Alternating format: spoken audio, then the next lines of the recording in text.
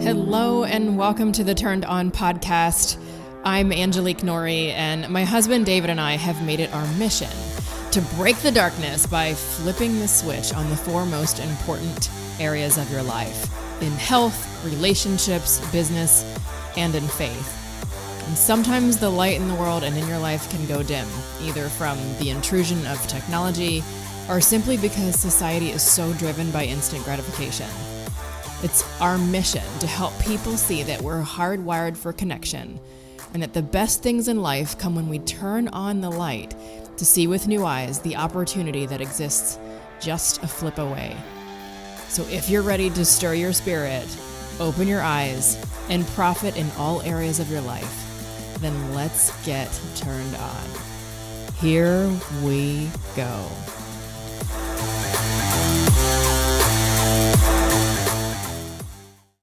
All right, welcome back to the Turned On podcast. My name is David Norrie. This here is my amazing wife, Angelike.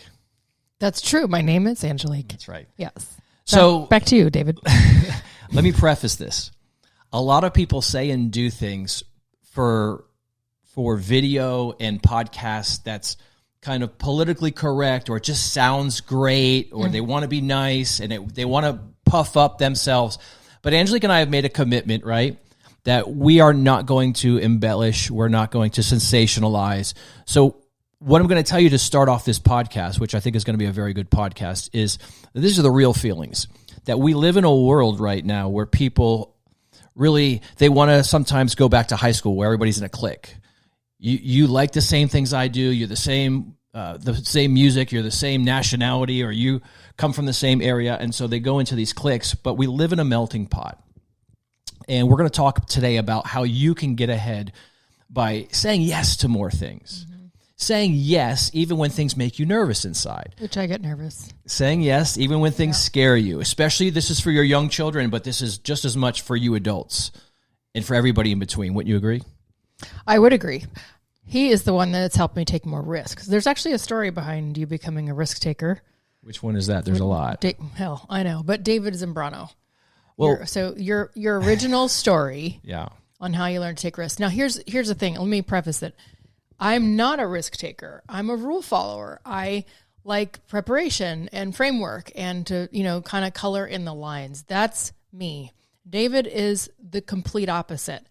The only way that I have been able to come out of that shell of recovering perfectionism is this guy. Thank God, because honestly, I think that I would have withheld so much. There's so many things that I've wanted to say over the years that maybe I wouldn't have said if I didn't know to take risks. My mom was also known as Tell It Like It Is Tina. So I feel like when she passed, I got a little bit of that in her. Everybody needs that. Yeah. We're going to talk about risk rewards. There's always going to be a risk when you speak up, but there's a huge reward on the other side. So the real quick story is I was kind of a wallflower. I was, I say in my first book, Turned On, which we're going to talk about a little bit later, that I was outgoing and then I got shy. I mean, that happens. And then even after college, I was the guy that's sitting on the outside of the club and everybody else was dancing. And this was my posture.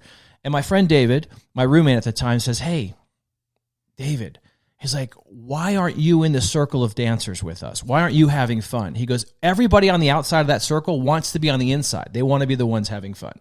Mm-hmm. And he goes, "It's just a decision." And the old adage is dance like what? Nobody's watching.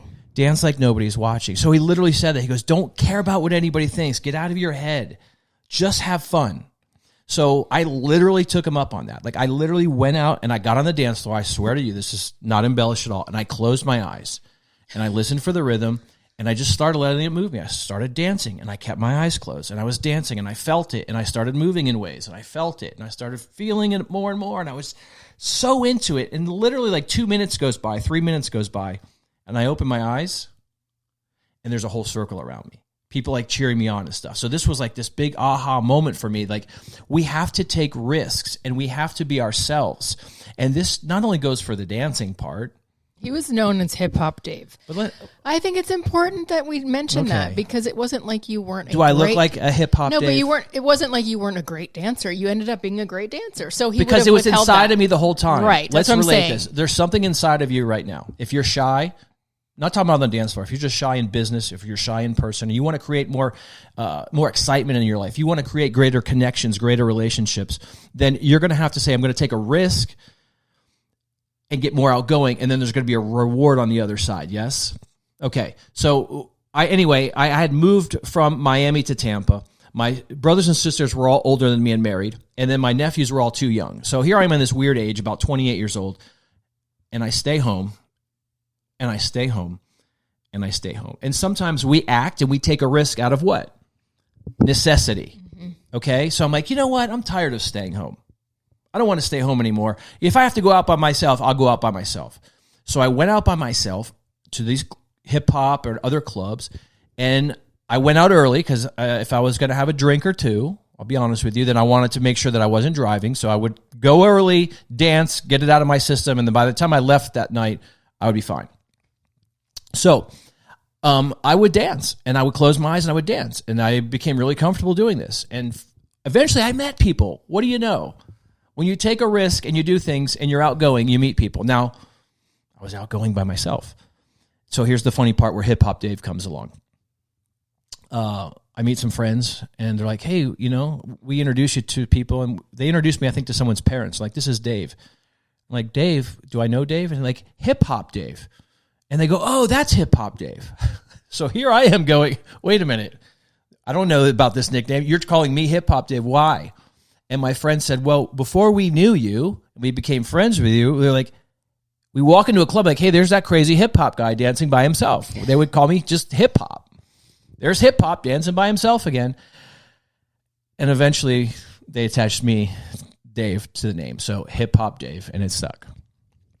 And what the world would have missed out on David's dancing. Now, honestly, the interesting thing about this is he was, again, this wallflower, and he was urged to go out there and not care what anyone thinks because he was told, like, everyone out that's standing along the wall wants to be in the circle.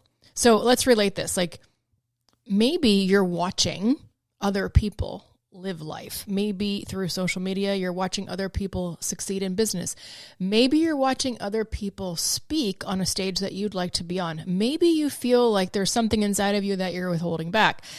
That is the same metaphor that we're talking about here. It's not about how well you're, how much of a risk you're taking to be on the dance floor. It's how much of a risk you're taking for something that's inside of you that you're unwilling or have been unwilling to let go of. And the interesting thing that David said that I have never caught before was he went out on the dance floor and closed his eyes. Now, you related it to the old adage, dance like nobody's watching. But when we're talking about speaking, and what we want to share with you here today is, if you closed your eyes, you wouldn't be able to see a script. If you closed your eyes, you would have to get rid of some of the memorization of how you visualize something. If you closed your eyes and just spoke from your heart and worried less about the eyeballs on you or the information that you've received, the more authentic and the more natural and the more relatable you probably will be. There's the ticket. Like, we are seeing more and more content these days. AI has gotten smarter and smarter. It's writing scripts for people.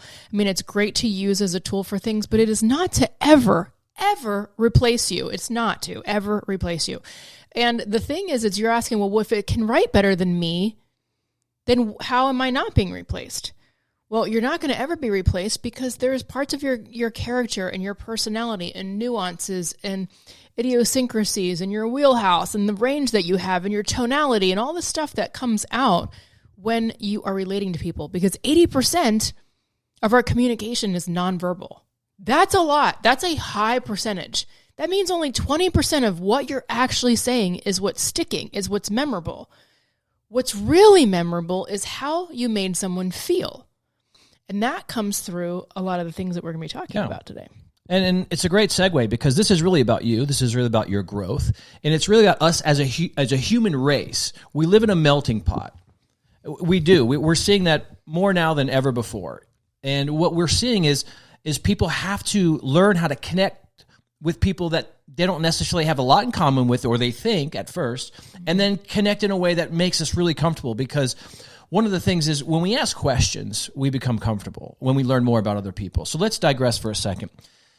The children's television host, Mr. Rogers, some of you are familiar with him, right? Mr. Rogers? Yes, I grew up with him. They say he carried a note in his pocket that read, "There's nobody that you couldn't learn to love once you've heard their story." So here at Speak Up, Turned On, we're storytellers. We're telling you a story right now. And I'll repeat that one more time. There's nobody you couldn't learn to love once you've heard their story. Because we have to realize that we're all more alike than we are different. And recently I had the privilege of going into a school and speaking to young people. And I showed this slide of me speaking at Bridgestone Arena in front of 16,000 people. And I was like this little dot and all these people. And I showed these young kids and I said, I was nervous. I go, but do you know when I was more nervous? And they're all guessing. And I said, I was more nervous before I walked in the door to your classroom because you're younger than me. I don't know if I'm going to relate to you. I don't know you. And I'm going to be honest with you guys, which I told you at the beginning of this podcast. I'm going to be honest. It was an inner city school. These were all African-American kids, and I am not African-American. These are all kids 11, 12, and 13, and I am going to be 52. So there's obviously, like, let's not kid ourselves. There's a culture gap. There's an age gap. There's all these things for me to overcome. And we started asking questions because my message to these young people was, if you're scared or nervous about anything, what do? I said, ask questions.